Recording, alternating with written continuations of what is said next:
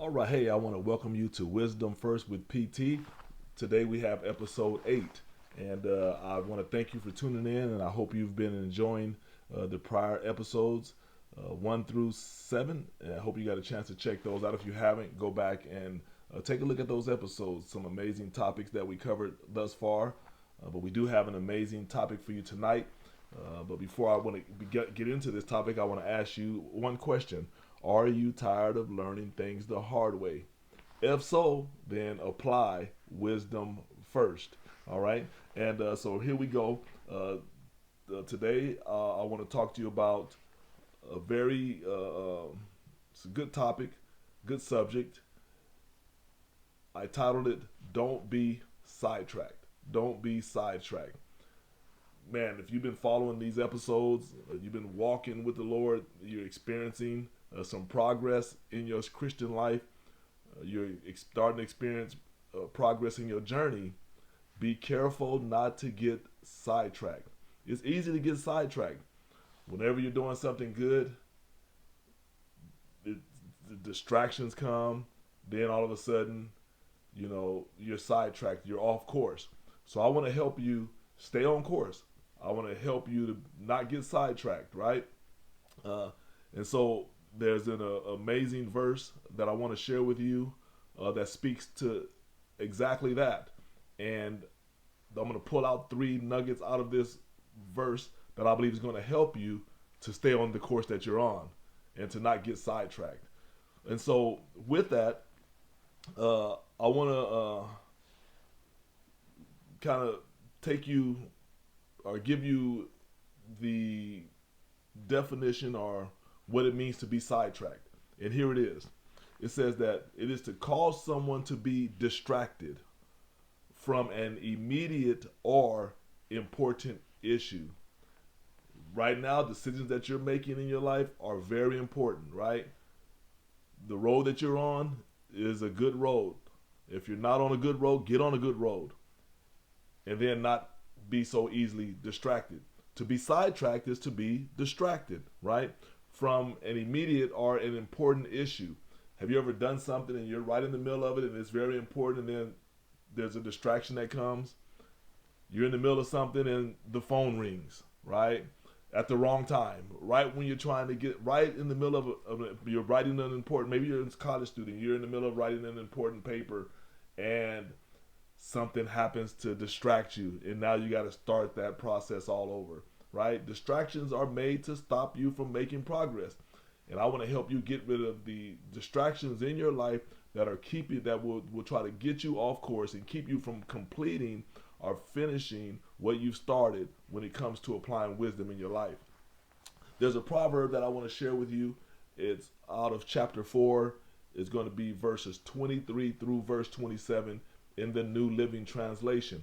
I want you to hear it because we're going to pull out some nuggets in here that are going to point out the distractions that you want to stay away from, right? Here it goes. It says to guard your heart above all else, for it determines the course of your life.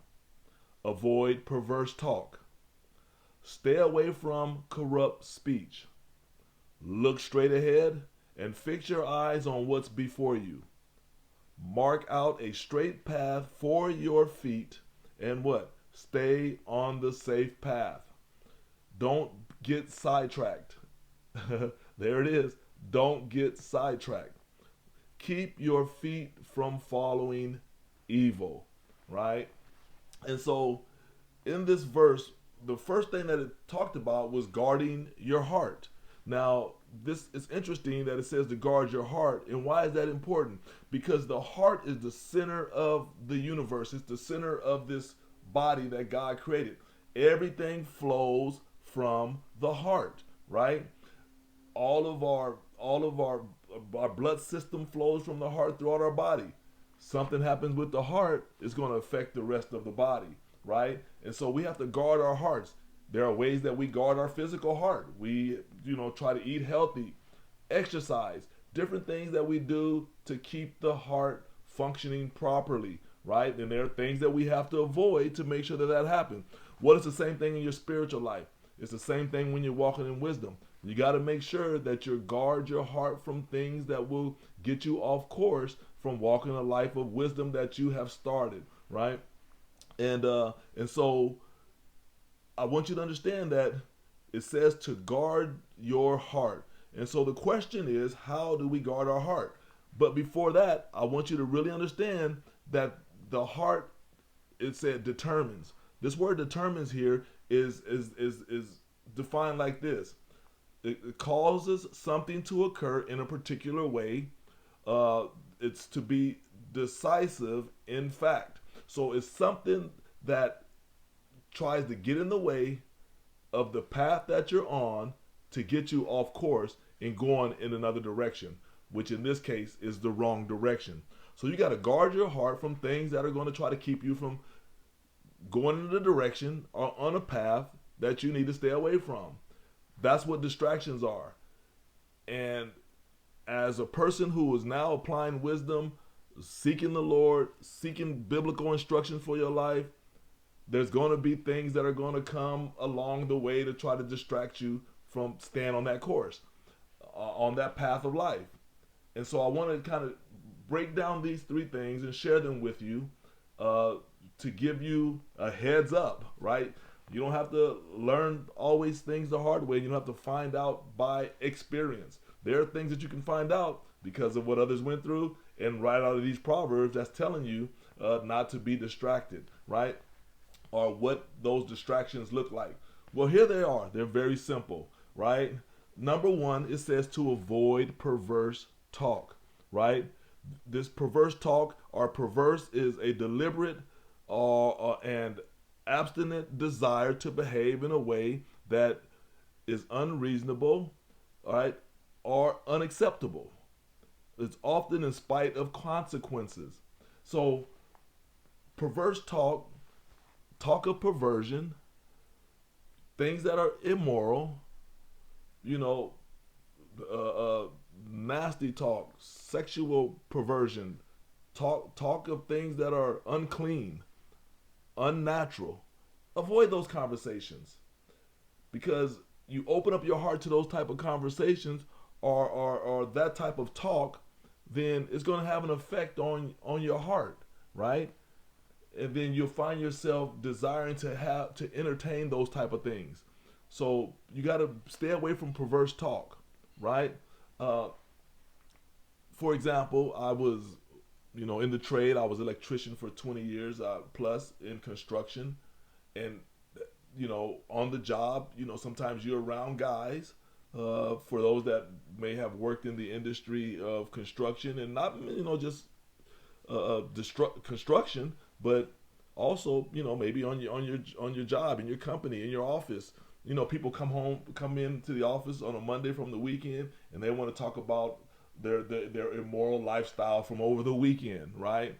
And the perversion of conversation that is not good, And I understand sometimes we want to try to win people over, or we want to be a witness, or we want to be a light, but sometimes you got to get away from the conversation. You got to get away from the perverse talk. You're by yourself on the job, or you're the only believer, or you and somebody else, and you got the other 5 or 6 guys that are talking the conversation, or I should say the perversion, the perverse conversation it's affecting you. You need to get away from it. And I remember when I was in the trade, I'm trying to live a life of Christ. I'm trying to live by these words of wisdom, and I'm around guys, and they're having conversations. The jokes that they're telling are not conducive to how I'm trying to live. They're not conducive to what my heart expects. It's bad for my heart. It's unhealthy. And it's going to infect me if I continue to entertain that type of conversation. If I entertain those jokes, if I laugh at those jokes and I participate, then my heart is being affected, and it's going to get me sidetracked to reaching my fullest potential, to reaching my goals spiritually. And so you got to avoid perverse talk. You got to be deliberate about it, because it's deliberate about trying to get you off course, right? There are times I have to go sit and have lunch by myself. If I have to go by myself and have lunch, or just get away from the crowd. And then not only that, you go to the facility, especially on the construction site, you go in the porter potties or whatever, and it's all kind of perversion and all kind of stuff you gotta like guard your eyes and guard your heart from, so that you can stay on the right course, right? Let's look at number two. That's number one, is avoid perverse talk. Number two, avoid corrupt speech.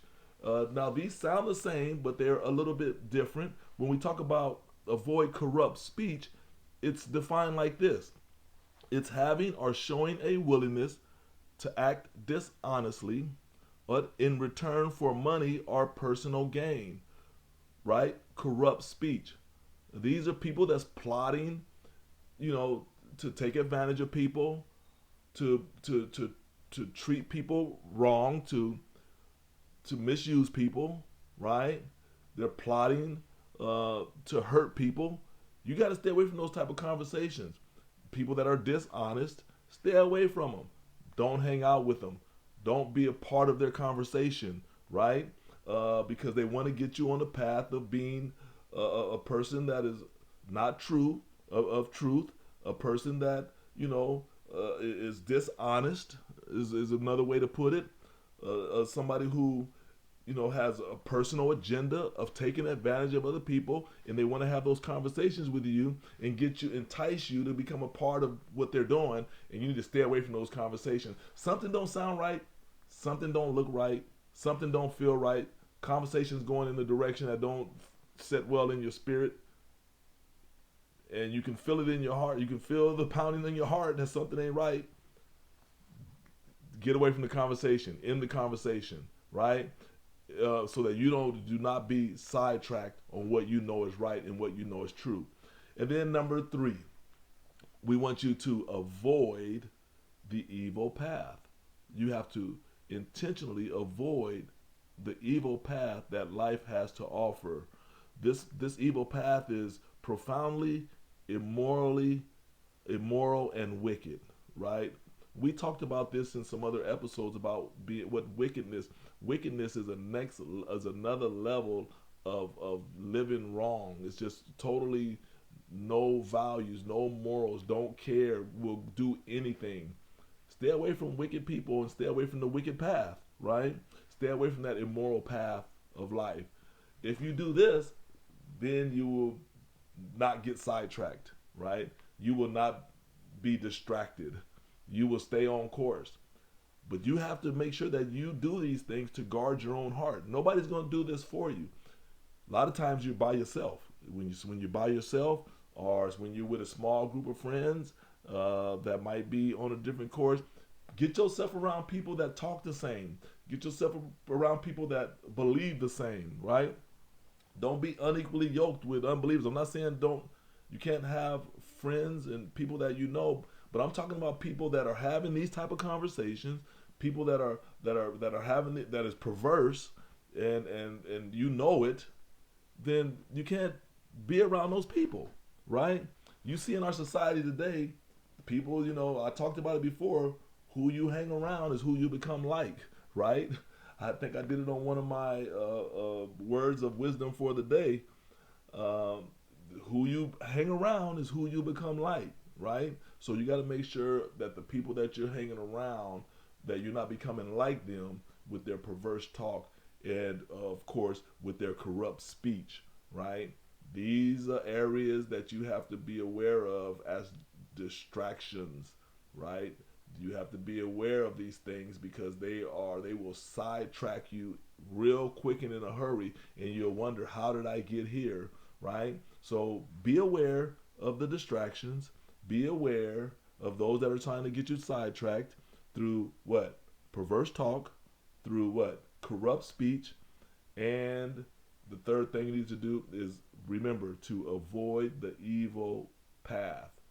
Avoid the path that is trying to get you caught up in some things in your life that you know that you need to stay away from, or that you've already been delivered from, right? Because when the Lord has set you free and you're walking with the Lord and Jesus has come into your heart and transformed you, the enemy don't just sit back and say, man, I'm happy for you. He's going to try to bring distractions, right?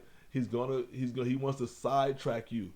He wants to side swipe you So you got to be aware of how he's going to come, and he's going to come through these one of these three areas to get you off course. So I hope that this podcast, I'm sorry, I hope that this episode has blessed you. I hope that you've learned something. And here's the thing I want you to do. I want you to take a look in your own life and see what has sidetracked you, what has gotten you off the right course, right? And I want you to start applying wisdom in that area. Whatever it is that's got you sidetracked, acknowledge it, recognize it, and then stop doing it, right? Get rid of the people that are having these type of conversations. You got to the wrong path, get back on the right path, right? Man, if you just confess your faults to the Lord, Lord, I'm sorry, I got off course. I'm around the wrong people, having the wrong conversations. Forgive me, help me to get back on course. And he will.